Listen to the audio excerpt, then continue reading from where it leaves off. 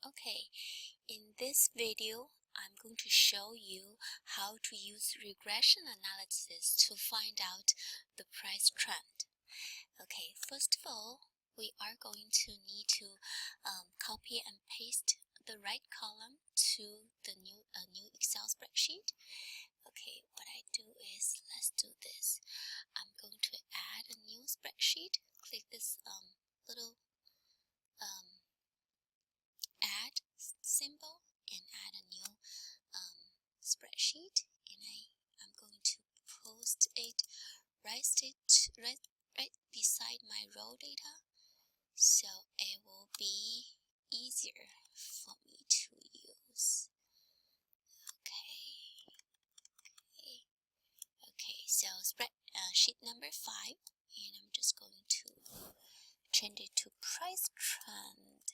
I call it 1 because I already have similar one, but you can just call it price trend. That's where you rename, click rename, and then you can change the name. Okay, so what I do is I'm going to go back to my raw data set. I'm just going to go copy my year column, just copy, and then paste it to that new spreadsheet, paste it, and then I'm going to go copy all of my my real price of my major and the real price of my substitutables. In my case, I have 1 major and 3 substitutables, and those are the real prices. And I'm just going to click copy. I'm just going to click paste special. So here I've got all the real price columns, and then I also need to copy my nominal prices, which is the price that I got online, and I call it nominal prices, and those are the 4 column of nominal prices. I'm going to click copy, and I'm going to paste these columns right in here. Again, always paste value. Okay, so now let's compare what we have in here. We got 4 columns of real prices and 4 columns of nominal prices. And let's just take a look at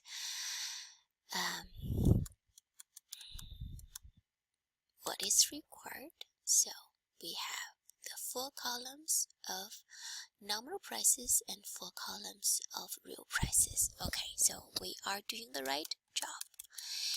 So now let's go back to price trend. So the first regression analysis, I want you to look at how real price would change across year. So now let's go. Just put your cursor somewhere, just on a blank box, and then you're going to click data, click data analysis, and then you're going to go pick regression, click OK, and then your Y range, you're going to put in your Y range, and your Y range would be your real price of your major product, in this case the real price of chicken. So if you look at this, I have include everything including the number and the title in my real price of chicken column, and then I'm going to select my input X range. In this case, I am selecting my year, including the title of the year and all the numbers in this year column. So that's my year. Okay, and then next I am going to click labels, because I did put the year and real price of chicken as title of the column, so I'm going to select label. I'm also going to clear here output range. I'm just going to click this. I'm just going to select this empty box. So now that means I'm going to request my output to be printed out from this first cell. So the first K4 is going to be my first box that shows my result. So now that comes my result. Here, let me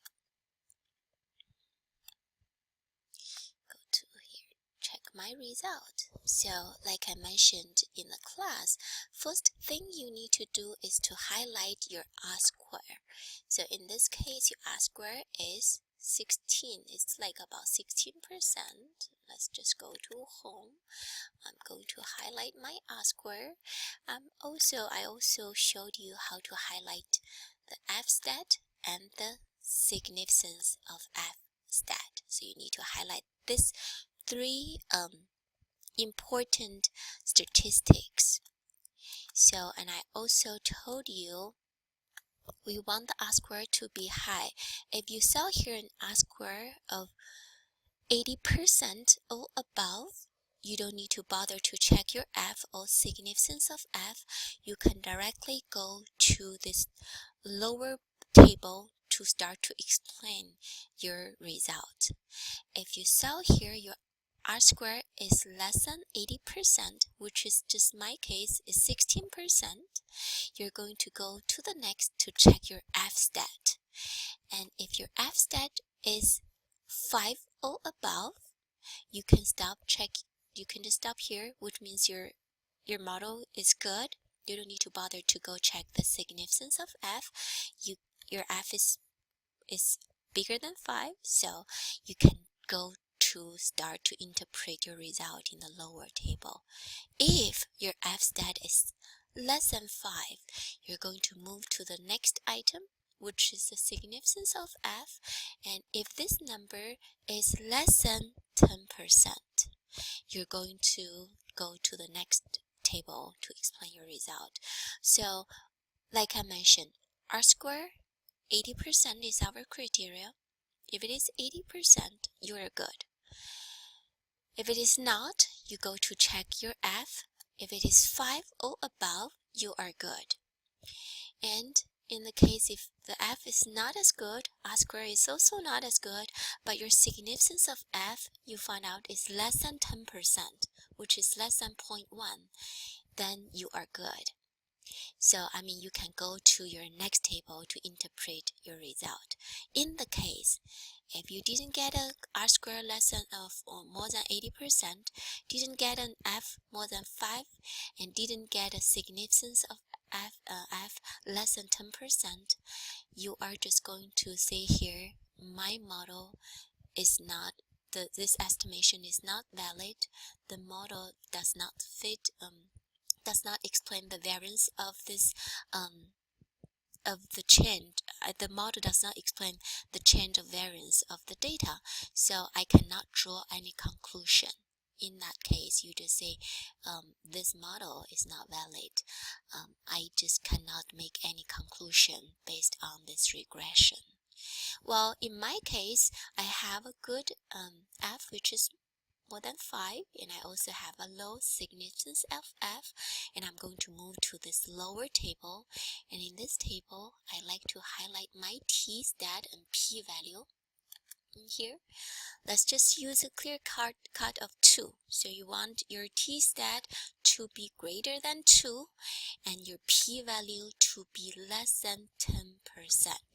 So in this case, see, I have a good t-stat. I mean t-stat, the absolute value of t-stat is bigger than 2, and my number is negative 2.26. The absolute value is bigger than 2. That means my year variable is significant, and my p-value is less than 0.1, because I got a 0.03, which is less than 0.1. So I can conclude my year value variable is a significant variable in explaining the change of real price of chicken. So now let's look at the sign of this year variable. I have a negative sign in here. This negative sign means across year, the real price of chicken has been going down. Okay, so that's my so number one, I found out a negative coefficient. So across year, there is a negative impact of year on the real price of chicken. So that's a sign. That's what the sign told us, negative. And then you also find out the size of the coefficient is 0.0047. And you do remember, for the real price of chicken, my unit was in dollar. So that means if we compare the 2 years based on our estimation, for example, if a year that is in 2012 would have a real price of 0.004 cents or half cents lower than the previous year of 2011. So based on my explanation, my coefficient, I can see a year that is closer to current time to now is 0.005, about that much less than the previous year. So there is a downward trend.